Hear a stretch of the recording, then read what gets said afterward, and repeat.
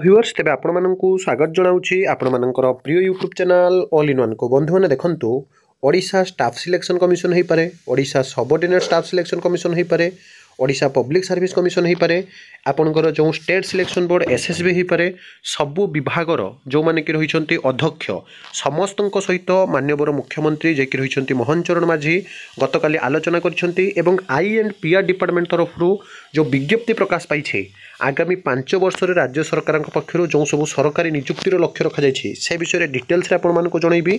विशेषकर वर्षे भितर 65,000 सरकारी पदवी कौन कौन आसो से विषय में आपको जनइबी। एवं निजे माननीय मुख्यमंत्री मोहन चरण माझी जे कि स्पष्ट भाव में आज कहते आगे देखो निजुक्ति विषय में आपको कहि आज निजुक्ति आयोग अध्यक्ष सहित राज्य में निजुक्ति प्रक्रिया संपर्कित विभिन्न गुरुत्वपूर्ण प्रसंग में आलोचना कली। अर्थात सबू जो रिक्रुटमेंट बॉडी रिक्रुटमेंट एजेन्सी सब अच्छी से जो मैंने चेयरपर्सन अच्छा सहित माननीय मुख्यमंत्री आलोचना करछंती। जनसाधारण को उत्तम सेवा जगाई देबा निमंते लोकंक सरकार निजुक्ति सुजोग सृष्टि को गुरुत्व देइछंती।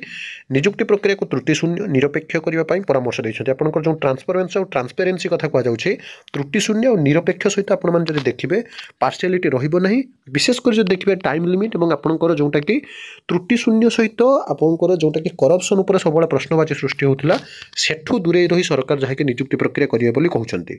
आगामी 5 वर्ष में लोकंक सरकार सरकारी स्तर में मोट 1.5 लाख निजुक्ति प्रदान पर निजुक्ति देइछंती। तामाने जदि देखिबे 1.5 लाख निजुक्ति कथा सरकार कहिछंती। एवं राज्य में अत्यावश्यक सेवा जगाउथिबा विभाग जो भली कि स्वास्थ्य गृह शिक्षा कृषि विभाग में खाली पदवी यथाशीघ्र पूरण कर शिक्षा विभाग में आप एलटीआर कथा कहतु, जूनियर टीचर स्कीमेटिक कथा कहतु, रेगुलर हाईस्कल टीचर कथा कहतु, स्वास्थ्य विभाग जो वुमेन आउ चाइल्ड हेल्थ डिपार्टमेंट कथा कहतु, home affairs department agriculture department सबू विभाग आपंकर रिक्रुटमेंट पूरण कथा माननीय मुख्यमंत्री स्पष्ट करछंती।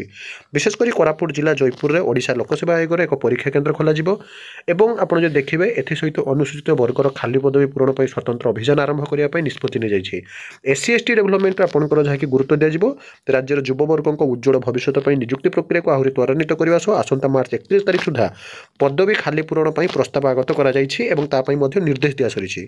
ता भीतर जब देखिए ये देखो I and PR department information of public जो रिलेशन डिपार्टमेंट रही सूचना और लोक संपर्क विभाग जो थी कि आगामी 5 वर्ष में राज्य सरकार पक्षर सरकारी स्तर में 1.5 लाख निजुक्ति लक्ष्य कर 2 वर्ष मध्य 65,000 सरकारी पदवी निजुक्ति स्थिरीकृत हो सारी।